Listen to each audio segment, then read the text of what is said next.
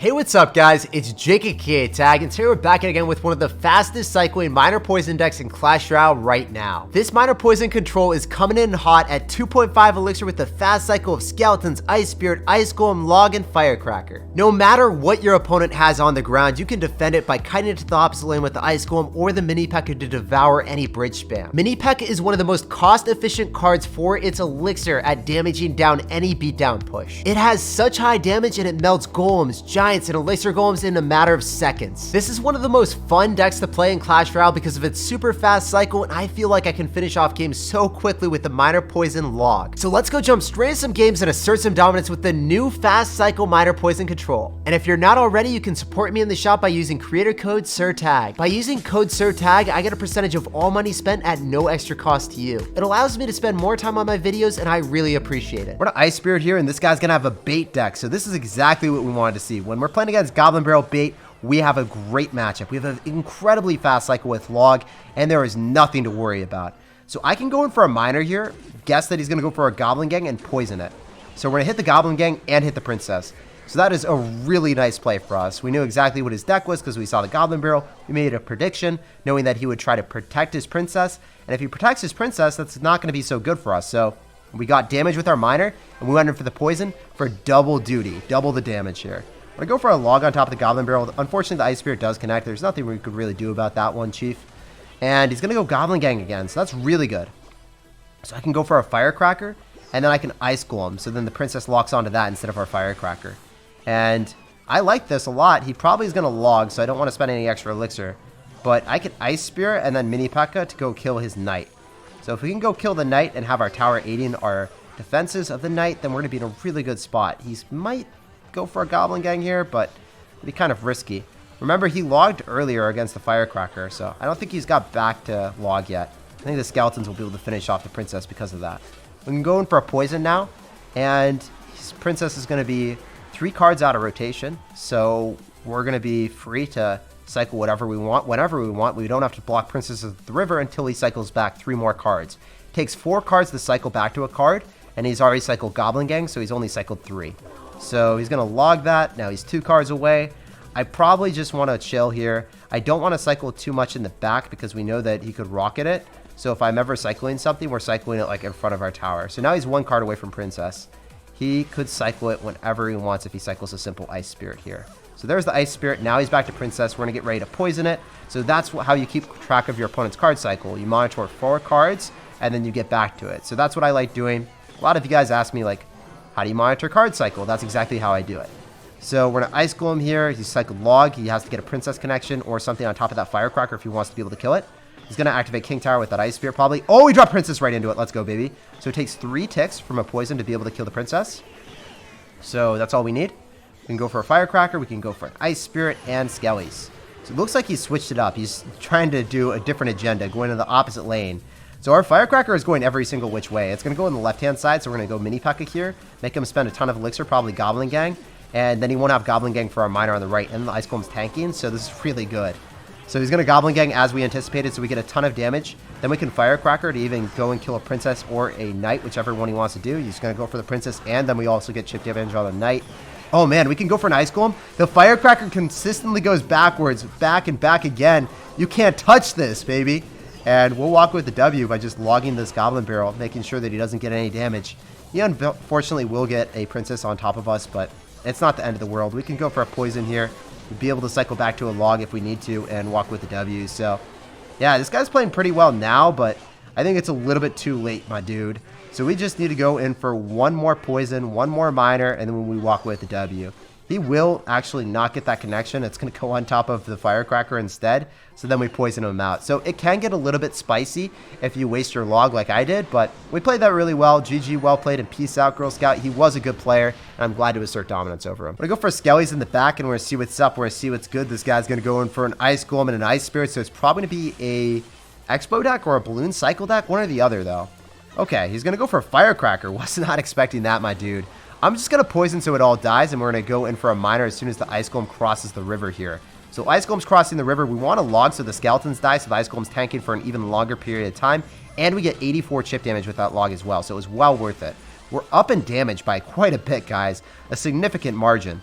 I can go for a Firecracker, pierce through the Ice Golem, and get even more chip damage. So when you're playing chip versus chip, we got the Walmart Magic Archer, guys. That's what I like to call it.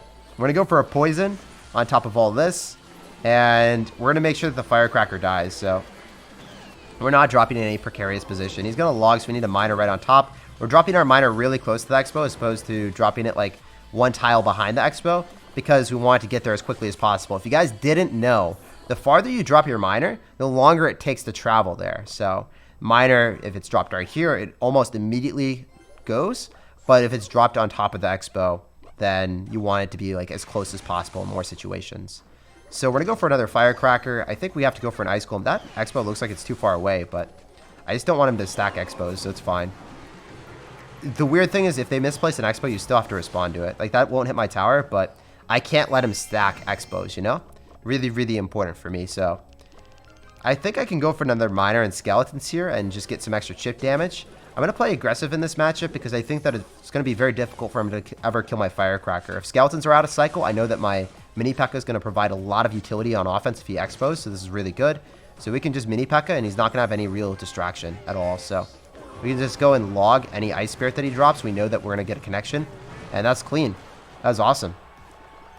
So I want to go for an inside Miner.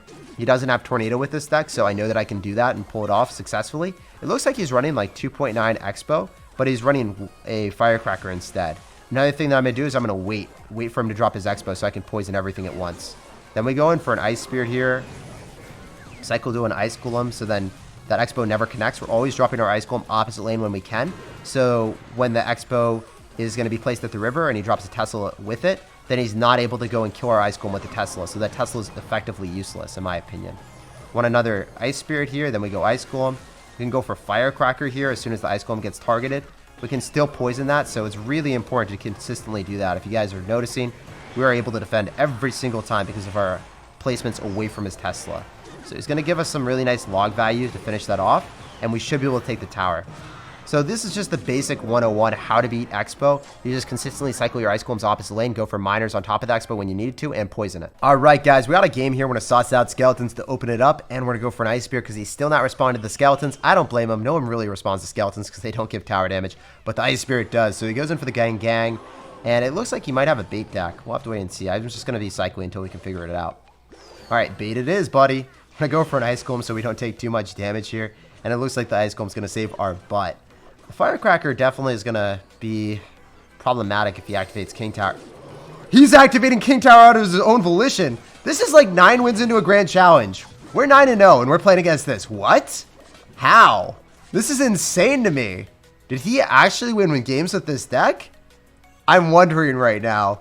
This is just crazy stuff. I've never seen this later in a grand challenge, especially like 9-0, right? That's crazy. Anyway, we know he's going to have Skarmy and a whole bunch of bait cards. We need to save our log now for the Goblin Barrel clone onto our tower. Firecracker should be able to take this out, do a lot of damage.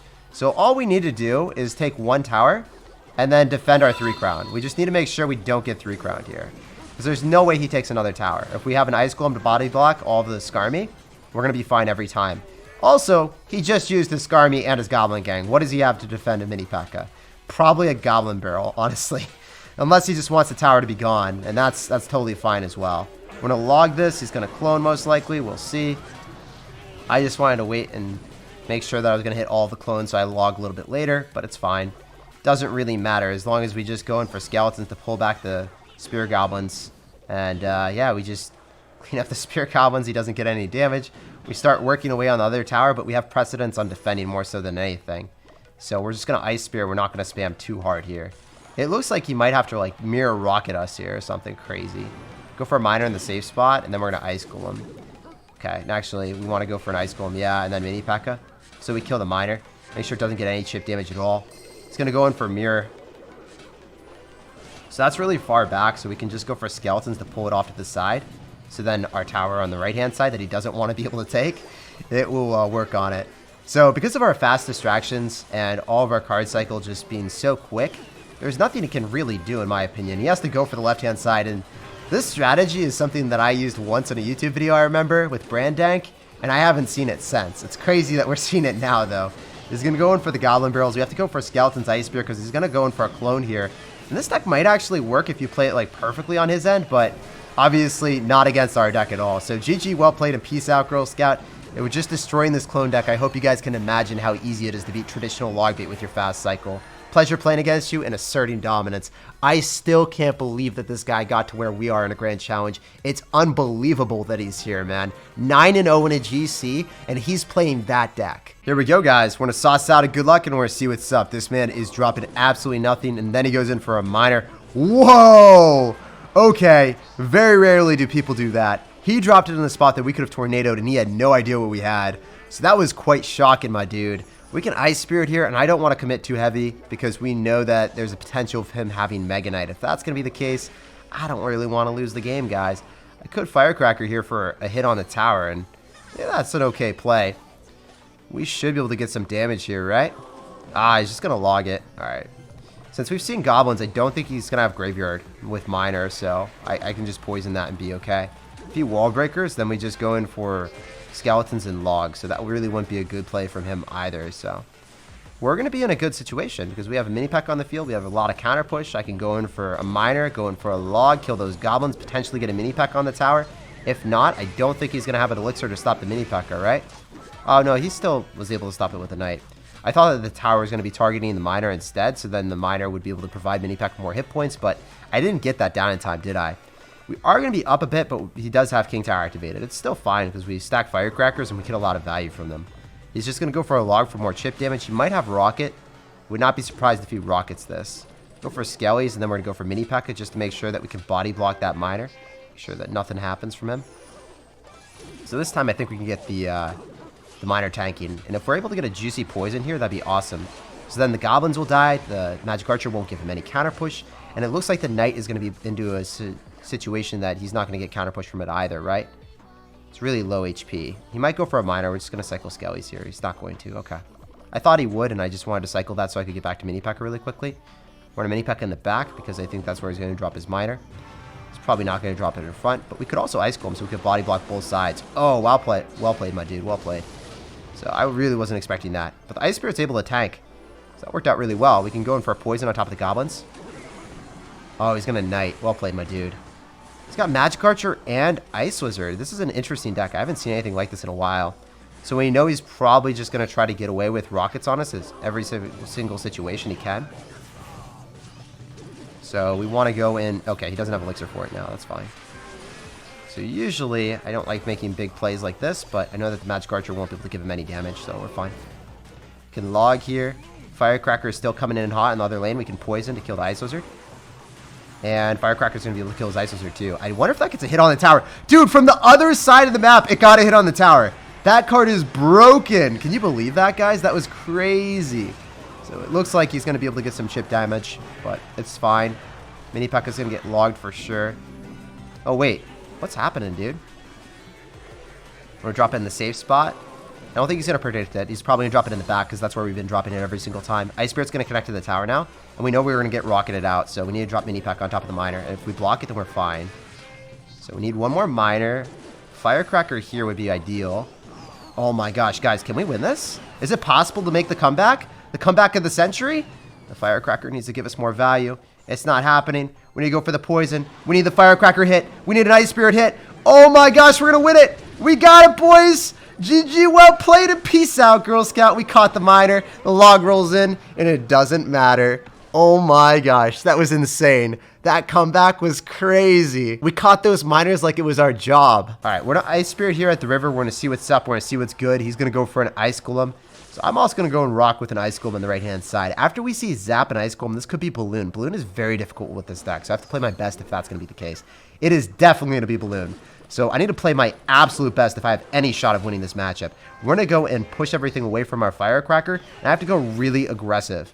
That's the only way that I really can win this. So we're going to go in for an Ice Spirit here, so then we can go and hopefully... Oh, no, that was unfortunate. Firecracker is going to give us value on top of the Inferno Dragon, but it got shot right back into it. So I said I needed to play my best. This is not my best Clash Royale. Firecracker, sometimes it just is miraculous. Other times, it just targets the wrong thing and I get screwed.